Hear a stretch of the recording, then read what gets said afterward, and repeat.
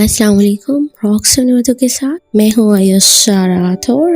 چلتے ہیں پاکستان کے پاسبان ناول کی 11th ایپیسوڈ کی طرف، اور آئی ہوپ کہ آپ لوگوں کو یہ ناول پسند آیا ہوگا. تحریر عائشہ راٹھور کی ہے اور آواز بھی عائشہ راٹھور کی ہے. اسٹارٹ کرتے ہیں 11ویں ایپیسوڈ سے.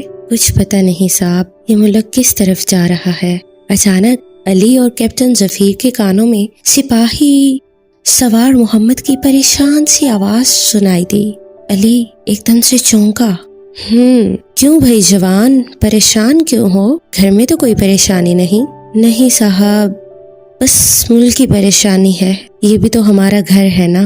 دشمن ہر طرف سے وار کرنا چاہتا ہے اور ہم دشمن کے درمیان میں گھرے بیٹھے ہیں. چاروں طرف اسلام کے دشمن، پاکستان کے دشمن، دشمن ہی دشمن تو ہیں. کیپٹن علی احمد تغلق مسکرا دیا. دشمن کی بینڈ بجانے کے لیے ہم ہیں نا. ہندوستان کے لیے تو ہمارا سوار محمد ہی کافی ہے.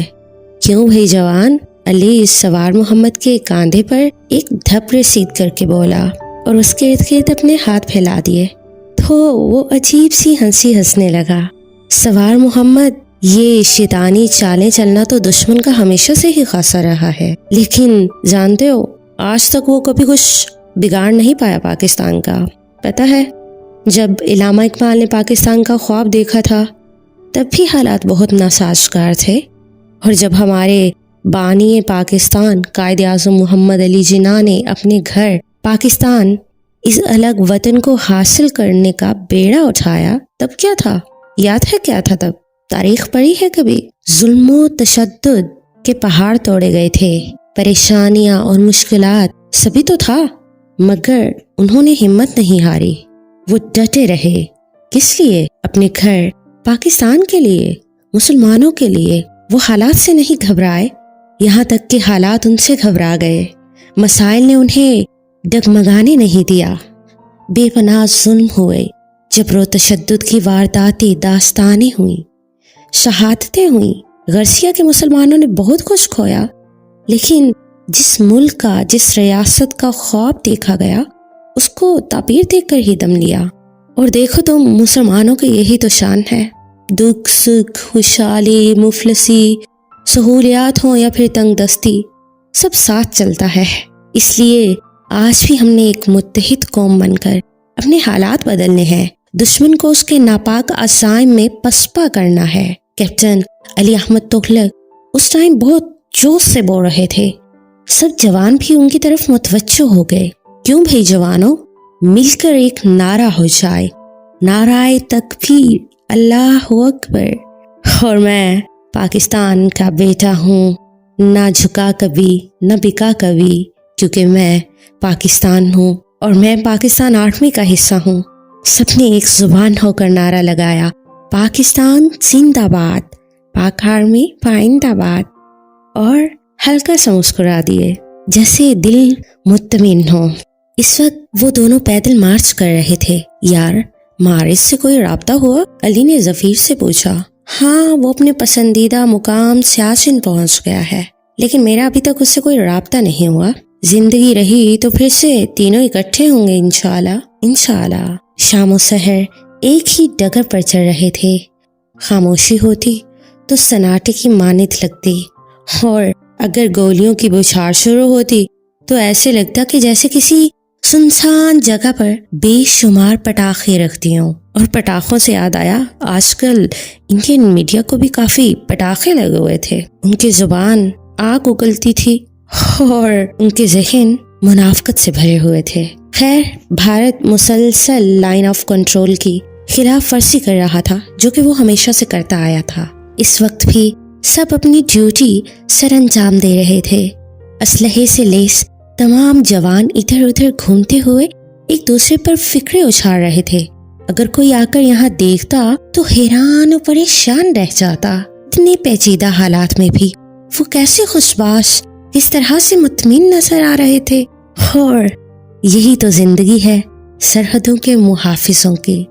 ہر طرح کے حالات میں خود کو ڈھال کر مقابلہ کرنا ہی تو ہمارے محافظوں کی پہچان ہے. ان کی شان ہی نرالی ہے، ان کے چہرے ہی نورانی ہے، اور सच मानो तो उन माओं को सलाम है जिनके ये नौजवान बेटे हैं। अली को पाक आर्मी ज्वाइन करने के बाद सही मानों में पता चला कि वतन की मोहब्बत असल में होती क्या है। Discipline, no arguments and no compromise, duty is duty. Army के जवानों को सख्त ट्रेनिंग के दौरान यही सिखाया जाता था कि मुहब्बे वतन कैसे अपनी जान की कुर्बानी देकर हर हाल में अपने मुल्क की हिफाजत में सरगर्म रहते हैं। और यही चीज आर्मी वालों की वर्दी की शान बढ़ाती थी। हर एहसास, हर जज्बा अपने वतन की मोहब्बत के पीछे जा छुपता था। हावी रहता था तो एक एहसास परचम की सुर्खरुई का। और उसको याद आया कि उसके एक रिश्तेदार हुआ करते थे जो कि मुल्क के लिए अपना आप कुर्बान कर बैठे थे। और उनकी बेवा कहा करती थी कि अगर तुम्हारे चचा को, वो एक गुमनाम सिपाही थे और उनकी जो मनकोहा थी, उनके गुस्से जाने के बाद कहा करती थी कि मुझे तो इतना पता है बेटा, अगर तुम्हारे चचा को ये टास्क मिलता ना कि वो मुझे गोली से उड़ा दे, मुझे मारने का हुक्म मिलता, तो अपने वतन के लिए वो आंखें बंद करके ये काम भी कर जाते। और पता है, मैं भी उनका साथ हर लम्हा कदम ब कदम देती। तो यूं ही ये सब याद आने पर वो मुस्कुरा देता था। कितने खूबसूरत रिश्ते होते हैं, दिलों से दिलों का मेल किस तरह से आपस में जुड़ जाता है ये रब ही जानता है, क्योंकि उसने हर जोड़े को एक दूसरे के लिए बेहतरीन बनाया है। और उसका बनाया हुआ हर चेहरा लाजवाब है, बाकमाल है और अपने आप में मुकम्मल खूबसूरती लिए हुए है। हमला किसी वक्त भी हो सकता है। हमें खुद को हर वक्त तैयार रखना है। जिस मकसद के लिए हमें यहाँ भेजा गया है, हमें हर कीमत पर उसे पूरा करना है। अचानक से सोचों का तांता कहीं गुम सा हुआ, टूट गया तो वो फिर से शुरू हो गया, उसी जज्बे से, उसी वलवले से। ये हमारे दीन इस्लाम और उसके नाम पर बने इस्लामी जमहूरिया पाकिस्तान के इज्जत और मर्तबे का सवाल है। अली हस्बे मामूल जवानों के जोश व वलवले को मजीद तकवीयत देने के लिए वही अल्फाज बार बार दोहराया करता था, क्योंकि ये बहुत जरूरी था। किसी भी ग्रोह के इंचार्ज का ये फर्ज था कि वो जवानों का लहू गरमाए, ताकि उनको एहसास हो कि वो किस मकसद के लिए आए हैं। जानते हैं ना आप सब? यस सर, मर जाएंगे मगर पीछे नहीं हटेंगे। अली अभी अपने जवानों का लहू गरमा ही रहा था कि सवार मोहम्मद दौड़ता हुआ आया, सल्यूट करते ही गोया हुआ। सर, दुश्मन की प्लाटून हमारी जानिब बढ़ रही है। उसके कहने की देर थी कि अली के साथ सब जवान खड़े हुए थे। सबने एक दफा ऑर्डिनेंस अच्छी तरह चेक किया और बाहर निकल आए। जवानों, इम्तिहान की घड़ी आ पहुंची है, चाहे जान भी कुर्बान करना पड़े। दरेक नहीं करेंगे। डरना हम मुसलमानों का शेवा नहीं, डट कर जम कर मुकाबला करना है।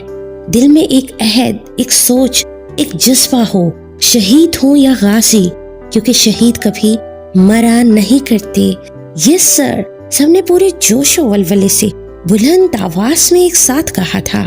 गुड, अब अपनी अपनी पोजीशन संभाल लो, हरी अप। उसके कहने की देर थी, सबने पोजीशन संभाल ली। कैप्टन अली अहमद तुगलक ने दूरबीन से देखा, दुश्मन बड़ी मुख्तात अंदाज से तेजी से आगे बढ़ रहा था। धीरे धीरे अली के अंदर इतना जोश था कि दिल चाहा एक पल में उस सांप नुमा दुश्मन का सर कुचल दे।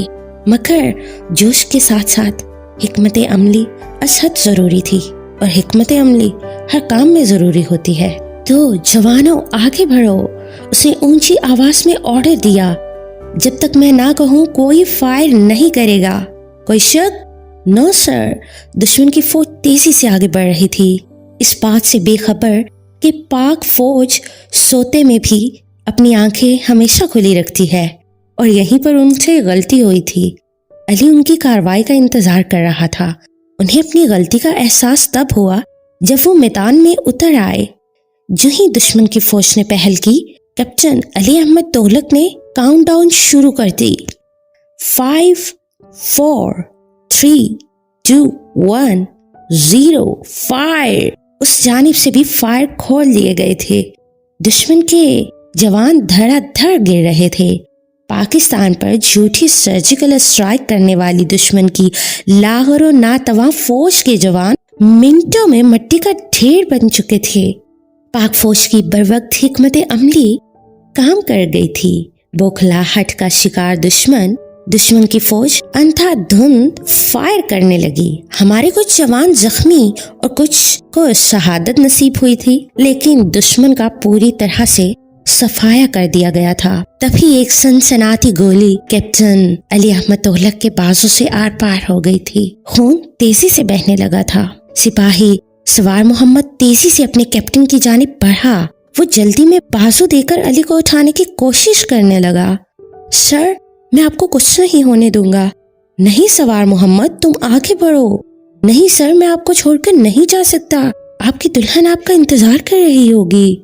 मैं जानता हूँ सर, उस दिन मैंने आपकी बातें सुन ली थी जब आप कैप्टन जफीर को अपने निकाह के बारे में बता रहे थे। अली के चेहरे पर एकदम दर्द भरी मुस्कुराहट उभरी। सवार मोहम्मद, मेरी दुल्हन मेरा वतन है और कोई आशिक अपनी महबूबा को मुसीबत में छोड़कर कैसे जा सकता है। सवार मोहम्मद वतन की मोहब्बत से सरशार, वतन पर कुर्बान होने का जज्बा लिए अपने कैप्टन को प्यार भरी नजरों से देखने लगा। खून काफी बह चुका था। बिलाखिर जीत पाक फौज की हुई। कामयाबी पर सब जवानों ने नारा बुलंद किया था।